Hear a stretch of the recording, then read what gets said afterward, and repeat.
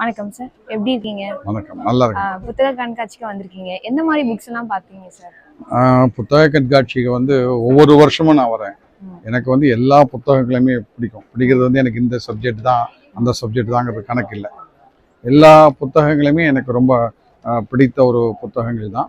அதுவும் இப்போ நீங்கள் பார்த்தீங்களான்னா எல்லா தரப்பினர்களையும் கவரக்கூடிய அளவில் இந்த புத்தக கண்காட்சி அமைச்சிருக்காங்க. ஸோ அது எனக்கு ரொம்ப மகிழ்ச்சி தரும். ஏன்னா இளைஞர்களுக்கான விஷயம், குழந்தைகளுக்கான விஷயம், அதுக்கப்புறம் ரொம்ப ஆராய்ச்சி செய்யக்கூடியவர்களுக்கான விஷயம், எல்லா விஷயங்களும் பலவிதமான புத்தகங்கள் இங்கே கொட்டிக்கிறது. இந்த தலைப்பு தான் இல்லை, எல்லா விஷயங்களும் இதில் இருக்கிறதுனால இது வரதே எப்படி நம்ம ஒவ்வொரு வருஷமும் நம்ம ஊரில் சொந்த ஊரில் இருக்கக்கூடிய கோவிலுக்கு நம்ம ஏதாவது ஒரு விஷயம் நடக்கணும் அப்படின்னா நம்ம போவோம் இல்லையா, கோவிலுக்கு போவோம் இல்லையா, அது மாதிரி ஒவ்வொரு ஆண்டும் நான் இங்கே வருவேன். ஒவ்வொரு ஆண்டும் எனக்கு புதுசு புதுசாக இங்கே இருக்குங்க. உங்களுக்கு வாசிப்பு பழக்கத்தை யாரு ஏற்படுத்தினா? நீங்க படித்த முதல் புத்தகம் எது? வாசிப்பு அப்படிங்கிறது எனக்கு 6வது வகுப்புல சட்டநாதன் சொல்லி ஒரு தமிழ் ஆசிரியர் ஒருத்தர் இருந்தாரு. அந்த தமிழ் ஆசிரியர் தான் எனக்கு வாசிப்பு பழக்கத்தை என்கிட்ட உண்டு பண்ணினவர். பாரதியார் புத்தகத்தை என் கையில கொடுத்தாரு. ஸோ பாரதியார் கவிதைகளை படித்தேன். ஏன்னா அந்த காலத்துல மாணவர்களுக்கெல்லாம் நான் சொல்றது ஒரு 40 வருஷத்துக்கு முன்னாடி. இப்போ எனக்கு 67 வயசாச்சு. 40 வருஷத்துக்கு முன்னாடி, 40 இல்லை 60 வருஷத்துக்கு முன்னாடி. அப்போ என்ன பண்ணுவாங்கன்னா, ஒவ்வொரு பள்ளியிலையும் ஒரு மாணவர் மன்றம் இருக்கும். அந்த மாணவர் மன்றத்துல 6வது வகுப்புல இருந்தே பேசுறதுக்கு பயிற்சி கொடுக்க ஆரம்பிச்சிருவாங்க. ஸோ என்ன பயிற்சி கொடுக்கணும் அப்படிங்கிறதுக்காக என்னுடைய தமிழாசிரியர் எனக்கு கொடுத்த புத்தகம் பாரதியாருடைய கவிதைகளை எனக்கு முதல்ல கொடுத்தாரு. ஸோ பாரதி தான் எனக்கு ஒரு புதிய விடியலை எனக்கு காமிச்சார். அதை படிச்சதுக்கு அப்புறம் பாரதியார் பத்தி இன்னும் நிறைய தேடணும்னு தோணித்து அதை வைத்துக்கொண்டு பாரதியார் வைத்தே ஒரு புத்தகமும் நானும் தயார் பண்ணி, பாரதியார் எனக்கு அந்த அளவுக்கு ஒரு பெரிய ஒரு எழுச்சியை கொடுத்தார் அப்படின்னு தான் சொல்லணும். என்னோட லைஃப்ல இந்த சிச்சுவேஷன்ல இந்த புக் எனக்கு வழிகாட்டியிருக்கு அப்படின்னா எந்த புத்தகம் நீங்க சொல்லுவீங்க? எனக்கு வழிகாட்டியான புத்தகம் அப்படின்ற ஒரு புத்தகத்தை நான் எடுத்து சொல்லணும் அப்படின்னு சொன்னோம்னா, பொதுவா எனக்கு சாதாரணமா கடலை பேப்பர் மடிச்சு கொடுக்குறாங்கல்ல, அந்த பேப்பரை கூட படிக்கிற ஆளு தான். அது எனக்கு எல்லாத்தையுமே படிக்கிறேங்கிற ஒரு ஆசை ஆரம்ப காலத்துல இருந்தே எனக்கு இருந்தது.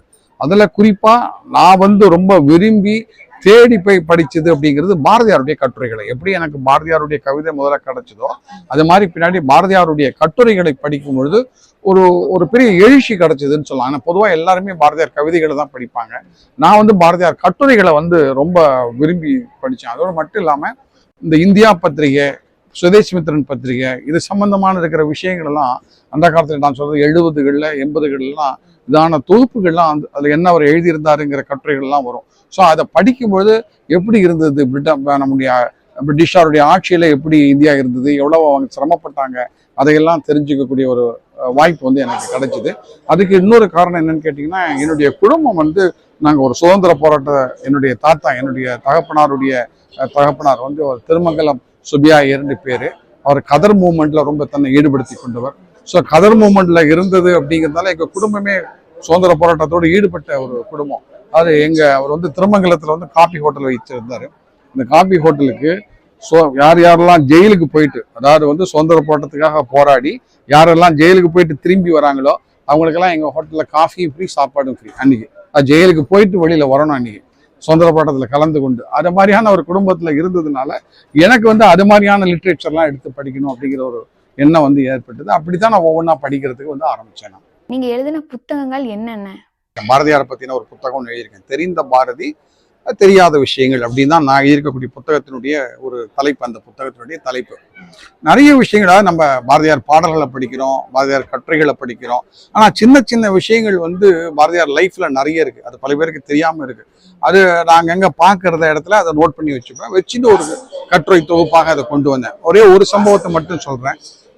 மகாகவி பாரதியார் பிரிட்டிஷ் இந்தியாவிலிருந்து தப்பிக்கிறதுக்காக பாண்டிச்சேரிக்கு போனார். அது பிரெஞ்சில இருக்கக்கூடிய பிரெஞ்சினுடைய ஆளுகையில் இருந்த இடம். அந்த இடத்துலயும் மறுபடியும் அவருக்கு நெருக்குதல் ஏற்பட்டது பாரதியாருக்கு. ஸோ அங்கிருந்து கிளம்பி நாகப்பட்டினம்ங்கிற ஒரு ஊருக்கு போனார். அந்த நாகப்பட்டினம் ஊருக்கு பாரதியார் போகும்பொழுது அவர் நாம நினைக்கிற மாதிரி பாரதியாரா போல, பெரிய மீசை, தலையில ஒரு பெரிய தலப்பாக, ஒரு ராஜ நடை, இப்படிலாம் தான் நம்ம பாரதியாரை பார்த்துருக்கோம். பாரதியார் படத்துல கூட அப்படிலாம் நம்ம பார்த்துருக்கோம். ஆனா பாரதி அப்படி போகல. அப்படிதான் வாரா சொல்றாரு. அது வாரா பாரதியாரை கிட்டக்கு இருந்து பார்த்த ஒரு மனிதர். அதுல என்னன்னு கேட்டீங்கன்னா, அவர் அங்க போகும்பொழுது தலையை முழுசு மொட்டை அடிச்சுட்டு மீசையும் எடுத்துட்டு, தலைமுடியும் இல்லை, மீசையும் இல்லை. இப்படி ஒரு பாரதியாரை பார்க்கறதுங்கிறது ரொம்ப ஒரு அதிசயமாக இருக்கும். அப்படிதான் பாரதி அங்க போனார். அப்ப பாரதி வைத்து கொண்ட புனைப்பெயர் என்னடான்னா சுந்தரன்ங்கிறது புனைப்பெயர். சுந்தரன்னா அழகுன்னு அர்த்தம். ஆனா பாரதி எப்ப மொட்டை அடிச்சுட்டு எப்ப மீசை எடுத்தாரோ அப்ப அவருக்கு வைத்துக் கொண்ட பெயர் சுந்தரன். அது ஷெல்லிதாசங்கிற பேர்ல நிறைய கவிதை எழுதினார். இது இந்த மாதிரியான சுந்தரன்கிற பேரும் பாரதியாருடைய புனைப்பெயர்கள் ஒரு பெயர். கிட்டத்தட்ட ஒரு 12 புத்தகங்கள் நான் இது முடிய எழுதியிருக்கேன். இந்த 12 புத்தகத்திலுமே எல்லா புத்தகமே எனக்கு பிடிச்சுதான் நான் எழுதுறதுக்கு முடியும். ஆனா என்ன நான் ரொம்ப ஆசையா செய்த ஒரு புத்தகம் எதுன்னு கேட்டீங்கன்னா முத்துராமலிங்க தேவருடைய வாழ்க்கை வரலாறா நான் எழுதின புத்தகம். அந்த புத்தகம் இதுல மலேசியாவில் என்னுடைய மிக நெருங்கிய நண்பர் சுப நாராயணசாமின்னு பேர். இப்போ அவருக்கு 92 வயதாச்சு. இப்போ அவர் ஒரு 15 வருஷத்துக்கு முன்னாடி அவர் என்ன மலையாவுக்கு கூப்பிட்டுருந்தாரு. அப்போ அவர்கிட்ட பேசிட்டு இருக்கும்போது அவர் நேதாஜி சுபாஷ் சந்திர போஸனுடைய படையில இருந்தவர்.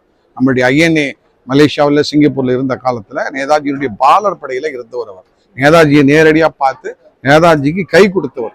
ஸோ அதனால அந்த கையை தொட்டு பார்க்கணும்னு ஆசைப்பட்டு அவர் கிட்டக்கு போனேன். சார், நேதாஜிக்கு நீங்க கை கொடுத்துருக்கீங்க, உங்க கையை நான் தொட்டு பார்க்கணும் அப்படின்னு சொல்லி அவர் கையை நான் தொட்டு பார்த்தேன். அப்படி நாங்க பேசிட்டே இருந்தோம். அப்போ அவர் எனக்கு சொன்னார், என்கிட்ட இங்க முத்துராமலிங்க தேவருக்காக ஒரு புத்தகம் எழுதினா நல்லா இருக்கும்னு நினைக்கிறேன், உங்களால முடியுமான்னு கேட்டாரு. எனக்கு ரொம்ப சந்தோஷமா இருந்தது. ஏன்னா நான் திருநெல்வேலி மாவட்டத்துல அம்பாசுந்தரம் தான் என்னுடைய சட்டமன்ற தொகுதி. எங்க சட்டமன்ற தொகுதியில உறுப்பினராக இருந்த ஒரு பேர் சங்குமுத்து தேவர்ன்னு பேர். அந்த சங்குமுத்து தேவர் நம்ம தேவரை பத்தின நிறைய விஷயங்களை எல்லாம் அவர் வச்சிருந்தாரு. ஸோ அவர்கிட்ட நிறைய பரிச்சயம் எனக்கு இருந்தது. அவர் நிறைய விஷயங்கள் முத்துராமலிங்க தேவர் ஐயாவை பத்தி சொல்லியிருக்காரு. அதே மாதிரி நிறைய புத்தகங்களையும் நான் படித்தேன். நெல்லையில ஒரு தியாகி இருந்தார், அவர் பேர் ஹரிஹர சுப்பிரமணியம் பேர். அவரும் தேவரை பத்தி நிறைய விஷயங்கள் எல்லாம் எடுத்து சொன்னாரு. இல்லை, இன்னொரு குறிப்பிடத்தக்க விஷயம் என்னன்னா, தேவர் எங்களுடைய கடைக்கு திருமங்கலத்துல எங்க தாத்தாவுடைய கடைக்கு போகக்கூடியவர். எங்க தாத்தா கையில ஒரு பாரத மாதா படமும் ஒரு நேதாஜி சுபாஷ் சந்திர போஸ் படமும் அந்த காலத்துல கொடுத்தாரு. எங்க வீட்டுல அந்த படத்தை தான் மாட்டிருப்போம். நேதாஜி அந்த ஒரு மிலிட்டரி போஸ்ல இருக்கக்கூடிய ஒரு படம், அந்த படத்தை வீட்டுல மாட்டிருப்போம். ஸோ எனக்கு தேவர் பேர்ல ஏற்கனவே ஒரு ஈடுபாடு இருந்த காரணத்தினால ஒரு ஆய்வு செய்து தேவர் வெறுமனை தேவரை மட்டும் சொல்லாம அவர் எப்படி எல்லா சமூகத்துக்குமான ஒரு மனிதர், அதையும் தாண்டி அவர்கிட்ட எப்படி ஒரு மனிதாபிமானம் இருந்தது, அவர்கிட்ட ஞாபக சக்தி எப்படி இருந்தது. அது வள்ளலாருடைய பாடல்கள் எல்லாம் நமக்கு கிடைக்காத சில பாடல்கள் எல்லாம் தேவரால தான் கிடைச்சது. இல்லாட வள்ளலாருடைய முழு பாடல்கள் கடைசி இருக்கக்கூடிய 9 பாடல்கள் நமக்கு கிடைக்கல. அதெல்லாம் எடுத்து கொடுத்தவர் தேவர் தான். ஸோ அது மாதிரியான செய்திகளை எல்லாத்தையும் தேடி பிடிச்ச ஒரு புத்தகத்தை, தேவருடைய புத்தகத்தை பண்ணினேன். அந்த புத்தகம் நான் எழுதிய புத்தகத்துல எனக்கு மிகவும் திருப்தி கொடுத்த ஒரு புத்தகமாக இருந்தது. அதுல பெரிய விஷயம் என்னன்னு கேட்டீங்கன்னா, மலையாக்கு நாங்க ஒரு 800 காப்பி எடுத்துட்டு போனோம். அந்த புத்தகத்தை கிட்டத்தட்ட ஒரு 220 240 பக்கம் உள்ள புத்தகம். அந்த விழா நிகழ்ச்சியிலேயே அந்த 800 புத்தகம் வித்துருச்சு. அந்த அளவுக்கு அந்த புத்தகம் எனக்கு கொடுத்த ஒரு உற்சாகம் என்பது ஒரு தனியான ஒரு உற்சாகம் அப்படின்ட்டே சொல்லலாம். சார், நம்ம நிறைய புத்தகங்கள் படிச்சிருப்போம். ஆனா சில புத்தகங்களை மட்டும்தான் பொக்கிஷமா பாதுகாக்கணும் அப்படின்னு நம்மளுக்கு ஒரு தாட் வரும். அந்த மாதிரி உங்களுக்கு பொக்கிஷமா பாதுகாத்த புத்தகம் எது? பொக்கிஷமா நான் பாதுகாக்கிற புத்தகங்கள் 3 புத்தகங்களை ரொம்ப விரும்பி நான் வீட்டுல பாதுகாக்கிறேன். அது ஒரு புத்தகம் என்னன்னு கேட்டீங்கன்னா, திருக்குறள் ஆராய்ச்சி உரை. அந்த உரையை யார் வெளியீடு செஞ்சிருக்காங்கன்னா, ராமகிருஷ்ணா மிஷன் கோயம்புத்தூர், அவங்க தான் அதை வெளியீடு செஞ்சிருக்காங்க. அதனுடைய இந்த ஆராய்ச்சி உரையை எழுதினது யாருன்னு கேட்டீங்கன்னா, கிவா ஜெகநாதன். அவர் தான் அந்த ஆராய்ச்சி உரையை எழுதினது. அதுக்கு இதுக்கே ஒரு பெரிய ஹிஸ்டரி இருக்கு. என்னன்னு கேட்டீங்கன்னா, நம்முடைய முதல் ஜனாதிபதி ராஜேந்திர பிரசாத் அவங்க வந்த காலகட்டத்துல திருக்குறளுக்கு ஒரு பெரிய ஆராய்ச்சி உரை தயார் பண்ணணும்னு முடிவு பண்றாங்க. அவினாசிலிங்க செட்டியார் அப்ப கல்வி அமைச்சராக இருக்காங்க. ஸோ அவங்க தலைமையில ஒரு கமிட்டி போட்டு இது யாரை கொண்டு எழுத சொல்லலாம்னு நினைக்கிறாங்க. அப்போ கிவாஜா தான் இதுக்கு உவேசாவினுடைய தலைமாணாக்கர் கிவா ஜெகநாதன். ஸோ அவரை கொண்டு எழுத சொன்னா சிறப்பாக இருக்குமேன்னு சொல்லி அந்த புத்தகத்தை ஆராய்ச்சி உரையை கிட்டத்தட்ட ஒரு A4 சைஸுக்குள்ள புத்தகம், ஒரு 1200 பக்கம் கொண்ட புத்தகத்தை அவங்க வெளியீடு செய்திருக்காங்க.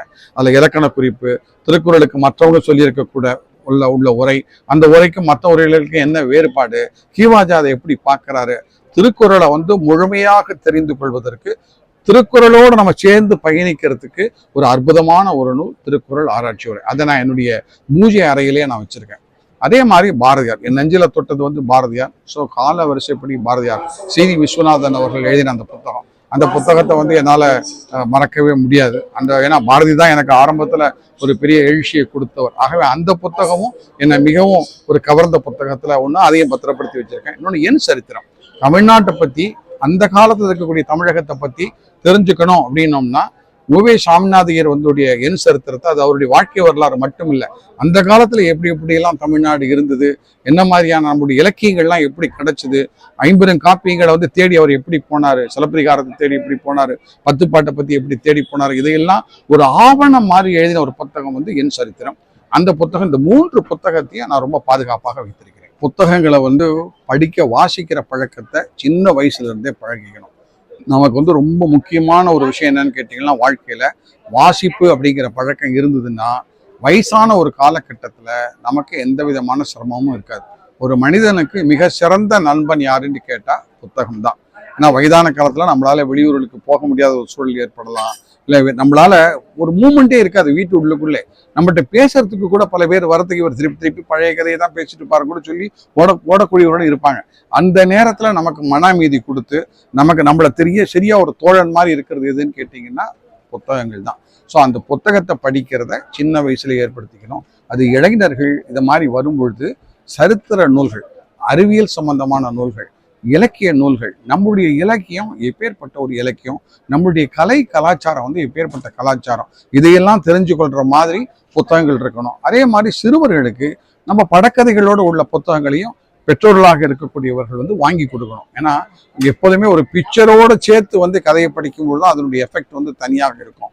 ஆகவே சிறுவராக இருந்து இளைஞராக இருக்கக்கூடியவர்கள் நம்மளுடைய அறிவை உறுதி பண்ணிக்கக்கூடிய புத்தகங்களையும், கற்பனை உலகத்துல மிதக்கிறதுக்காக நாவல், சிறுகதை, கவிதை இதுகளையும் வாங்கி படிச்சு பழகப்படுத்தினாங்கன்னா அது அவங்களுக்கு ஒரு மிகப்பெரிய உற்சாகத்தையும் ஒரு தன்னம்பிக்கையும் கொடுக்கும்னு சொல்லலாம். சார், எங்களை மாதிரி யங்ஸ்டர்ஸ்க்கு ஒரு கவிதை இல்ல ஒரு கதை எழுதணும்னா எந்த மாதிரி நீங்க டிப்ஸ் சொல்லுவீங்க? அதாவது நீங்க எழுதுறதுக்கு நிறைய பேர் வராங்க.